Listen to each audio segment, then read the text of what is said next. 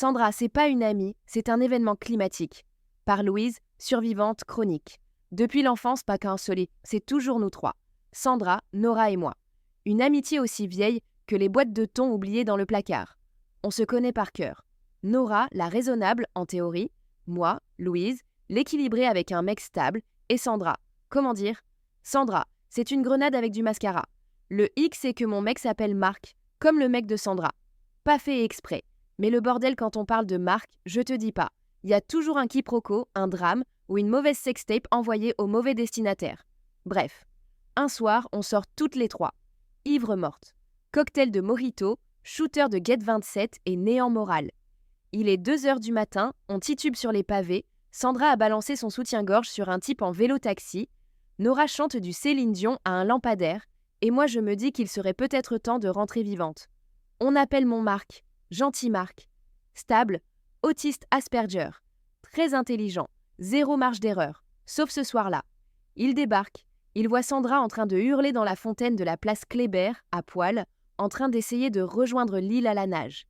Il a pilé net sur l'avenue, mis les warnings, sorti de la voiture, pris une bande de scotch. Marc ne sort jamais sans. Et là, il a scotché littéralement la bouche de Sandra. Pas un mot.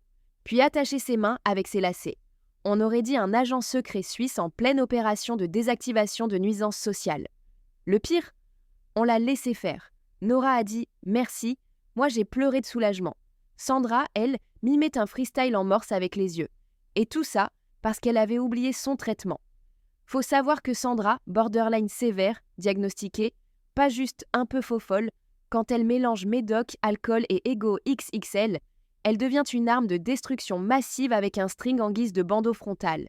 Une fois, elle a crié en boîte « Je suis Aphrodite, je vais danser nue jusqu'à ce que la République tombe ». Une autre fois, elle a giflé une statue en pensant qu'elle l'a jugée, et elle a déjà tenté d'adopter un pigeon parce qu'il avait l'air triste. Mais faut dire un truc, on s'ennuie jamais. Alors oui, Sandra, c'est le chaos, mais c'est notre chaos.